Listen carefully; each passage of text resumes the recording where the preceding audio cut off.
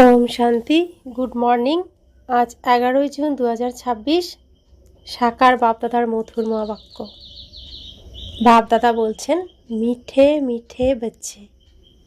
সম্পূর্ণ উত্তরাধিকার গ্রহণ করার জন্য একমাত্র বাবার সাথেই প্রীতি রাখো, ভালোবাসা রাখো। কোনো দেহধারীর প্রতি তোমাদের প্রীতি থাকা উচিত নয়। প্রশ্ন: যারা দৈবী সম্প্রদায়ের হবে তাদের সামনে কোন কথাগুলি বারংবার ঘুরতে থাকবে? উত্তর: যখন তোমরা তাদের বলবে বাবাকে স্মরণ করলে বিকর্ম বিনাশ হয় আর দেবী দেবতা ধর্মের স্থাপনা হয়, তখন এই কথাগুলি তাদের সামনে বারংবার ঘুরতে থাকবে। তাদের বুদ্ধিতে আসবে যে আমাদেরও দেবতা হতে হবে, সেজন্য আমাদের খাদ্য পানীয় শুদ্ধ হওয়া উচিত। আজকের মুরলির প্রথমে গীত বেজেছে, ভোলানাথের মতন অনন্য আর কেউ নেই। ওম শান্তি। ভোলানাথের বাচ্চারা শুনছে। কার থেকে শুনছে? ভোলানাথের কাছ থেকে। শিবকে বলা হয় ভোলানাথ। ভোলানাথের বাচ্চা অর্থাৎ শিবের সন্তান। আত্মারা এই কান দিয়ে শুনছে। বাচ্চারা, তোমরা এখন আত্ম অভিমানী হয়েছ। বাচ্চারা টেপ রেকর্ডারে মুরলি শুনেও মনে করে যে শিব বাবা আমাদের নিজ পরিচয় দিচ্ছেন। আমি সর্ব আত্মাদের পিতা, যাকে তোমরা পরম পিতা পরম আত্মা অর্থাৎ পরমাত্মা বলে থাকো। তাকে ফাদারও বলা হয়। কে বলে উনি ফাদার? আত্মা বলে। আত্মা এখন জ্ঞান প্রাপ্ত করেছে, আর কোনো মানুষ মাত্রেরই এই জ্ঞান নেই। আমরা আত্মাদের দুই পিতা, একজন সাকার, একজন নিরাকার। পরম পিতা ছাড়া এই জ্ঞান আর কেউ দিতে পারে না। বাবা ছাড়া আর কেউ জিজ্ঞাসাও করতে পারে না। বাবাই জিজ্ঞাসা করেন, তোমরা যে পরম পিতা পরমাত্মা গডফাদার বলো, কার জন্য বলো? লৌকিক পিতার জন্য বলো নাকি পারলৌকিক পিতার জন্য বলো? লৌকিক পিতাকে কি গডফাদার বলবো? হিন্দিতে আছে পরম পিতা শব্দটি। তিনি একজনই, নিরাকার। ঈশ্বর, প্রভু বা ভগবান বললে বাবার সাথে সম্বন্ধ বোঝায় না। গডফাদার শব্দটি সুন্দর। আত্মা বলেছে তিনি আমাদের গডফাদার। লৌকিক পিতা তো দেহধারী। তোমাদের জিজ্ঞাসা করা হয়, তোমাদের পিতা কয়জন? তোমরাই বলে থাকো, একজন লৌকিক, দ্বিতীয়জন হলেন পারলৌকিক। দুজনের মধ্যে বড় কে? নিশ্চয় বলবে পারলৌকিক পিতা। ওনার মহিমা হলো সমস্ত পতিতদের পবিত্র করে তোলা। পারলৌকিক বাবা সমস্ত পতিতদের পবিত্র করে তোলা পারলৌকিক বাবা। তোমরা এখন বুঝেছ, সেটা দুনিয়ার আর কেউ জানে না। বাবা বলেছেন, তোমাদের প্রীতি একমাত্র পারলৌকিক বাবার প্রতি। বাকিদের বিনাশকালে বিপরীত বুদ্ধি। এখন বিনাশের সময়। মহাভারতের লড়াই এখন শুরু হবে। এরোপ্লেন, ট্যাঙ্ক ইত্যাদি থেকে অপরকে সাপ্লাই করে চলেছে। পয়সার বিনিময়ে যার যেটা প্রয়োজন দিয়ে যাচ্ছে, ধার করেও নিচ্ছে। এরোপ্লেন, বারুদ ইত্যাদি সব কিনছে। এইসব জিনিস প্রচণ্ড ব্যয়বহুল। বিদেশিরা তৈরি করে, তারপর বিক্রি করে দেয়। ভারতবাসীরা এরোপ্লেন ইত্যাদি বিক্রি করে না। এসব জিনিস বাইরে থেকে আসে। যা কিনবে সেটা তো নিশ্চয়ই কাজে লাগাবে, ফেলে দেওয়ার জন্য তো কিনবে না। এরাই হলো বিনাশকালে বিপরীত বুদ্ধি সম্পন্ন যাদব সম্প্রদায়, যারা ইউরোপের বাসিন্দা। সবাই এর অন্তর্ভুক্ত। ভারত তো অবিনাশী খণ্ড, কেননা অবিনাশী বাবার বার্থ প্লেস। বাবা তখনই আসেন যখন পুরানো দুনিয়া শেষ হওয়ার মুখে, আর জন্ম সেখানেই নিয়ে থাকেন, যা কখনোই শেষ হয়ে যাবে না। বাবা এসেছিলেন তবেই তো শিব জয়ন্তী পালন করে থাকে, কিন্তু ওদের জানা নেই যে শিব বাবা কখন আসেন তখন যখন বিনাশের জন্য প্রস্তুতি শুরু হয়ে যায়। যেমন রাত শেষ হয়ে দিন শুরু হওয়ার প্রস্তুতি চলে, সূর্য ওঠে, ধীরে ধীরে সব আলো হয়, ঠিক তেমন কলিযুগ রূপী অন্ধকারের বিনাশ ঘটানোর জন্য জ্ঞান সূর্য বাবা আসেন, আর তখন অন্ধকার দূর হয়ে দিন হওয়ার প্রস্তুতি শুরু হয়ে যায়, অর্থাৎ রাতের অন্ধকারের বিনাশ হওয়ার প্রস্তুতি শুরু হয়ে যায়। বাবা বলেন, ওরা হলো ইউরোপবাসী যাদব সম্প্রদায়, যারা সত্যযুগে থাকে না, আর না বৌদ্ধ না খ্রিস্টান ইত্যাদি ধর্মাবলম্বীরা সত্যযুগে থাকে। বাবা বলেন, ওদের বিনাশকালে বিপরীত বুদ্ধি, কেননা পরম আত্মা বাবাকে সর্বব্যাপী বলে থাকে। তোমাদের বিনাশকালে প্রীত বুদ্ধি, তোমরা বাবাকে জানো, তোমরা বুঝেছ আমরা 84 জন্ম গ্রহণ করেছি, 84 জন্মে পাপ আত্মা তমপ্রধান হয়ে গেছি। ভারতবাসীরাই 84 জন্মগ্রহণ করে। এখন নাটক সম্পূর্ণ হতে চলেছে, সবাইকে ফিরে যেতে হবে। বাবা তোমাদের রাজযোগ শেখাচ্ছেন। এখন সবার জন্যই মৃত্যুর সময়। ওই যাদবদের ঈশ্বরের প্রতি ভালোবাসা নেই, সেই জন্যই বিনাশকালে বিপরীত বুদ্ধি বলা হয়ে থাকে। কোনো দেহধারীর প্রতি ভালোবাসা থাকা উচিত নয়। ওরা হলো রচনা, তাদের কাছ থেকে উত্তরাধিকার পাওয়া যায় না। ভাই ভাইয়ের কাছ থেকে উত্তরাধিকার পেতে পারে না। যথার্থ রীতিতে এ বিষয়ে তোমাদের বোঝানো হয়েছে। বাচ্চারা, তোমরা এখন বুঝেছ যে ওদের হলো বিনাশকালে বিপরীত বুদ্ধি, আর তোমাদের হলো প্রীত বুদ্ধি। এর মধ্যেও যারা তীব্র প্রীত বুদ্ধির, তারা বাবার প্রতি সম্পূর্ণ প্রীতি রাখে।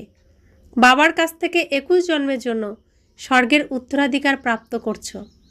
এই বাবাই প্রকৃত সত্য বলেন যে কারো প্রতি ভালোবাসা রাখা উচিত নয়। নতুন বাড়ি যখন তৈরি হয় তখন সেই বাড়ির প্রতিই ভালোবাসা জন্মায়। বোঝা যায় পুরানোটি ভেঙে ফেলতে হবে। পুরানো দুনিয়া থেকে তোমাদের মন সরিয়ে নেওয়া উচিত। বাবা বুঝিয়েছেন, দিন দিন পরিস্থিতি আরও খারাপ হতে থাকবে। তোমরা দেখতে পাবে চারদিকে কত হাঙ্গামা হয়ে চলেছে। সুতরাং বুঝতে পারবে এই দুনিয়া এখন শেষের দিকে। আমাদের এখন নতুন দুনিয়াতে যেতে হবে। সুতরাং নতুন দুনিয়াকেই স্মরণ করতে হবে। অসীম জগতের পিতা আর উত্তরাধিকারকে স্মরণ করতে হবে। অন্য কাউকে স্মরণ করলে কিছুই পাওয়া যাবে না। মানুষ ভক্তিমার্গে কত স্মরণ করে থাকে, মা, বাবা, বন্ধু, আত্মীয় পরিজনদের স্মরণ করার সাথে সাথে দেবী দেবতাদেরও স্মরণ করে থাকে। গঙ্গায় স্নান করে, যাকে পতিত পাবনী বলা হয়ে থাকে। দেখানো হয়েছে তীর মারার সাথে সাথে গঙ্গা নির্গত হয়েছে। মৃত্যুর সময়ও মানুষ মুখে গঙ্গার জল দিয়ে থাকে, মনে করে একটু গঙ্গা জল পেলেও মুক্তি লাভ হবে। বাবা বলেন, কিন্তু এখানে হলো নলেজ। তোমরা সামান্য জ্ঞান শুনলেও তার ফল পাবে। এ হলো জ্ঞান শোনার বিষয়, অমৃত পান করার বস্তু নয়। এ হলো নলেজ। এমনটা ভেবো না যে ভোগের দিন তোমাদের অমৃত পান করানো হয়, ওটা শুধুই মিষ্টি জল। এ হলো জ্ঞানের কথা। জ্ঞান অর্থাৎ বাবা আর সৃষ্টির আদি মধ্য অন্তকে জানা। জ্ঞান অর্থাৎ ভগবানকে জানা, ভগবানের এই রচনাকে জানা। এই সৃষ্টিচক্র কিভাবে ঘোরে, কারা 84 জন্ম নিয়ে থাকে? যারা দেবতা ছিল তারাই 84 জন্ম ভোগ করে পতিত হয়ে যায়। বাবা এসে তারপর কাঁটা থেকে ফুলে পরিণত করেন। মানুষ দেহ অভিমানে এসে 5 বিকারে ফেসে যায়। এখন হলো রাবণ রাজ্য। সত্যযুগ ছিল দৈবী রাজ্য। শিব বাবাই স্বর্গের রচয়িতা। সূর্যবংশীয় লক্ষ্মীনারায়ণের রাজ্য ছিল। তোমরা জানো এখন আবার স্থাপনা হচ্ছে। তোমাদের বিনাশকালে প্রীত বুদ্ধি, সেজন্যই বিজয়ী হও। সম্পূর্ণ বিশ্বের উপর তোমরা বিজয় প্রাপ্ত করে থাকো। এটাই যথার্থ রীতিতে স্মরণ রাখতে হবে। তোমরা ভারতবাসী যারা এখন কলিযুগে আছো, তারাই পবিত্র হয়ে স্বর্গে যাবে। পুরানো দুনিয়াকে ত্যাগ করতে হবে। এই যে বিকারগ্রস্ত সম্বন্ধ, একেই বন্ধন বলে। তোমরা বিকারী বন্ধন থেকে বেরিয়ে নির্বিকারী সম্পর্কের মধ্যে প্রবেশ করতে চলেছ। এর পরবর্তী জন্মে তোমরা বিকারী বন্ধনে জড়াবে না। সত্যযুগে নির্বিকার সম্পর্ক, এই সময় হলো আসুরি বন্ধন। আত্মা বলে, আমাদের প্রীতি হলো শিব বাবার প্রতি। তোমরা ব্রাহ্মণদের বাবার সাথে প্রীতি, কেননা যথার্থ রীতিতে তাকে জেনেছ। বাবাকে, সৃষ্টি চক্রকে জেনে তোমরা অন্যদেরও বোঝাচ্ছ। যত অন্যদের বোঝাবে ততই অনেকের কল্যাণ করবে। যে ভালো করে বুঝেছে সে বিচক্ষণ এবং উচ্চ পদও সে প্রাপ্ত করবে। সার্ভিস কম করলে পদও কমে যাবে। সম্পূর্ণ দুনিয়া এখন পতিত। প্রত্যেককে পতিত থেকে পবিত্র হওয়ার পথ বলে দিতে হবে। অন্য কোনো উপায় নেই। স্মরণ দ্বারাই বিকর্ম বিনাশ হবে। যে দৈবী সম্প্রদায়ের হবে তার এই কথাগুলি অন্তর্মনে গুনগুন করবে। এ তো ঠিক কথাই। আমরাই দেবী দেবতা হই, সুতরাং আমাদের ভোজনও শুদ্ধ হওয়া উচিত। দৈবী গুণ এখানেই ধারণ করতে হবে। সর্বগুণ সম্পন্ন হতে হবে। তোমরা এখন হতে চলেছ। এই যে লক্ষ্মীনারায়ণ, দেবী দেবতা, এদের যখন ভোগ দেওয়া হয় তখন কি সিগারেট ইত্যাদি ভোগে দেওয়া হয়? সিগারেট খায় যারা, তারা উচ্চপদ পেতে পারে না। সিগারেট কোনো দৈবী বস্তু নয়। সিগারেট খেলে বা রসুন পেঁয়াজ ইত্যাদি খেলে আরও নিচে নেমে যাবে। বলে থাকে এসব ছাড়লে শরীর খারাপ হয়ে যায়। বাবা বলেন, শিব বাবাকে স্মরণ করো। এসব অভ্যাস ছেড়ে দিলে তোমাদের সদ্গতি হবে। সিগারেট খাওয়ার অভ্যাস অনেকের মধ্যেই আছে। বোঝানো হয় দেবতাদের এই সব দ্রব্য কখনোই ভোগে দেওয়া হয় না। সুতরাং এদের মতো তোমাকে এখানেই হতে হবে। ছি ছি জিনিস খেলে তার গন্ধ বাইরে বেরিয়ে আসে। সিগারেট বা মদ্যপান করে যারা, দূর থেকেই গন্ধ পাওয়া যায়। বাচ্চারা, তোমরা হলে ঈশ্বরীয় সন্তান। এটাই তোমাদের সর্বোত্তম জন্ম। দেবতাদের থেকেও তোমরা উত্তম। তোমাদের অন্যদেরও উত্তম করে তুলতে হবে। এই হলো অসীম জগতের বাবার মিশনারি। খ্রিস্টান মিশনারি আছে। অনেকেই নিজেদেরকে খ্রিস্টান ধর্মে কনভার্ট করে থাকে। এ হলো ঈশ্বরীয় মিশনারি। তোমরা শূদ্র থেকে ব্রাহ্মণে পরিণত হয়েছ, তারপর দেব দেবীতে পরিণত হও। তোমরা জানো আমরা শূদ্র থেকে ব্রাহ্মণ হয়েছি। তোমরা জীবিত থেকেও মৃত। পুরানো দুনিয়া থেকে বৈরাগ্য, তারপর দেবতা হবে। তোমরা গর্ভের মাধ্যমে জন্মগ্রহণ করবে। এখানে বাবা তোমাদের ধার্মিক করে তোলার জন্য গ্রহণ করেছেন। বাবা তোমাদের তাঁর নিজের করেছেন। বাবা তোমাদের পড়াচ্ছেন। তোমরা প্রথমে ব্রাহ্মণ হও এবং পরে দেবতা। মানুষ এত উন্নত যে তাদের মধ্যে সমস্ত ঈশ্বরীয় গুণ আছে। যখন তোমাদের আত্মা পবিত্র হবে তখন পবিত্র শরীরেরও প্রয়োজন হবে। পুরানো শরীর শেষ হলে নতুন শতপ্রধান শরীর প্রয়োজন হবে। সত্যযুগে 5 তত্ত্ব শতপ্রধান হবে। বাবা বলেন, তোমরা শূদ্র বর্ণে ছিলে, এখন ব্রাহ্মণ বর্ণের হয়েছ। এরপর দৈবী বর্ণে যাবে। 84 জন্ম নেবে না। ব্রাহ্মণ বর্গদের গুপ্ত করে দেওয়া হয়েছে। এখন বাবা শূদ্র থেকে ব্রাহ্মণ, তারপর দেবতা করে তোলেন। এখন বাবা শূদ্র থেকে ব্রাহ্মণ, তারপর দেবতা করে তোলেন। ব্রাহ্মণ হলো শীর্ষ। তোমরা এখন ব্রাহ্মণ, তারপর দেবতা এবং তারপর ক্ষত্রিয় এবং এরপর আবার ব্রাহ্মণ হয়ে উঠবে। বাঁদরের খেলা যেন, শুধুই ডিগবাজি খাওয়া। একেই বলে চক্র। এখন তোমরা ব্রাহ্মণ বর্ণে। এই নলেজ এখনকার জন্য, তারপর প্রারব্ধ ভোগ করবে। তোমরা এখন সুখে থাকবে। 21 জন্ম নম্বর অনুসারে এই সময়ের পুরুষার্থ অনুযায়ী কেউ রাজ পরিবারে, কেউ প্রজার ঘরে যাবে। রাজঘরানায় অগাধ সুখ তারপর ধীরে ধীরে কলা কম হতে থাকবে। তোমরা 84 জন্মের জ্ঞান পেয়েছ, স্মৃতি এসেছে। বাবা এসে বোঝান, মিষ্টি মিষ্টি বাচ্চারা, তোমাদের এখন 84 জন্ম সম্পূর্ণ হয়েছে। কেউ কেউ 84 জন্ম, কেউ 80, কেউ 50 বা 60 জন্মও নিয়েছে। সবচেয়ে বেশি সুখ তোমরা ভারতবাসীরা দেখে থাকো। এই ড্রামায় তোমাদের নাম প্রসিদ্ধ, দেবতাদের থেকেও তোমরা উচ্চ।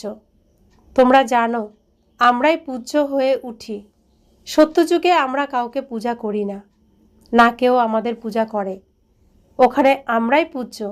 তারপর ধীরে ধীরে কলা কম হতে থাকে। আমরাই পূজ্য থেকে পূজারী হয়ে মাথা নত করি। দাপর থেকে আমরা পূজারী হতে শুরু করি।